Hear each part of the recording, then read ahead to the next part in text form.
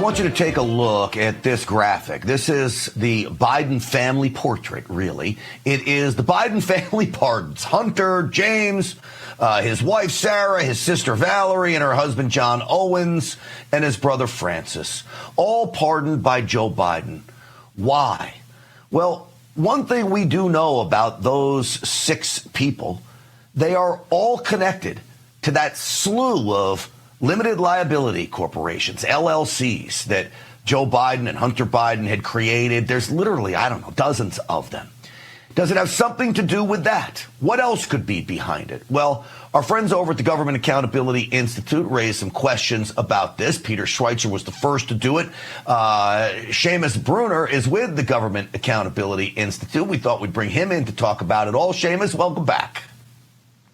Grant, it's great to be with you. These pardons were the single most corrupt acts of any president in history. We are confident that we can say that. We looked through every possible corrupt act. We know everything there is to know about the Clintons, and those would probably be close runners-up.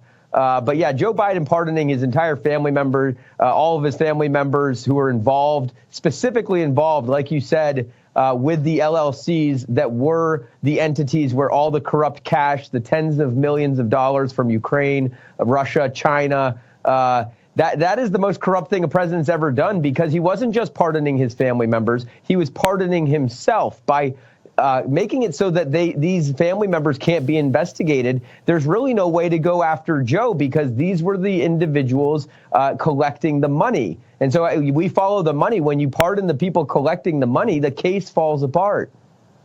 Mm-hmm. So I want to make it clear.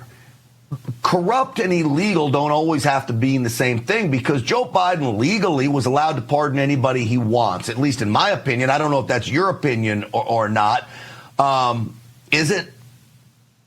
Yeah, absolutely. I mean, we know the Clintons really tested the limits with the pardon gate. I mean, this was back in the 90s, but Bill Clinton pardoned a number of individuals who were paying his brother-in-law, Hugh, and both Hugh and Tony Rodham, and also his own brother, Roger Clinton, got a pardon. But they were selling the pardons way back then in the 90s. I mean, there were so many instances, terrible people.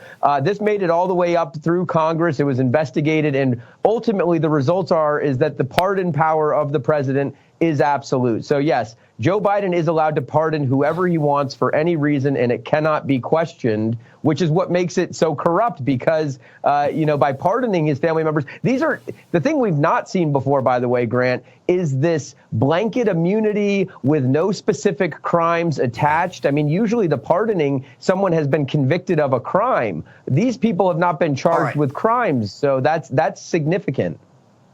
Your boss, Peter Schweizer, who you work so closely with, I don't think there's 2 other guys in the nation who know as much about the Biden crime family as you 2 guys do. He raised the issue that why did it go through 2024? And was there some kind of a deal struck for Joe Biden to step down, and could they flow money for him to step down through some of these LLCs? To quote Peter Schweizer, I don't have evidence of that, but it could be a possibility, basically. Would you agree with your boss on that? Yeah, I absolutely agree with him. I mean, we have reason to believe, we don't have the evidence yet, but we have reason to believe that when Joe Biden stepped down, that is, by the way, a very valuable thing. Back in July, when, he had the disastrous debate performance, and everyone from Pelosi to George Clooney, Obama wanted Joe out of the race. They actually thought Kamala had a shot. In hindsight, we know that's ludicrous. But having Joe step aside, he has an enormous amount of leverage as the president. He never had to step aside. He didn't have to step aside. But when they were all saying that there's enormous amounts of money at stake here, that presents an opportunity. And what we know about the Biden family is whenever there's an opportunity to cash in, they take it. And so there's a number of ways these LLCs that you mentioned, Hunter Biden's art dealings that were subject to, and this is why the pardon would extend through December, because when he signs these pardons, ostensibly, the family members haven't committed any crimes in the last several months. Well, why would he have it extend through December? And so there must have been all kinds of dealings going on, backroom dealings going on towards the end of Joe Biden's tenure as he's a lame duck. I mean, this is his last shot. This is his last time to make a deal, time to get any money before he just gets rolled off to pasture. Well, certainly, if he's had an opportunity to capitalize on something, Joe Biden has always taken it.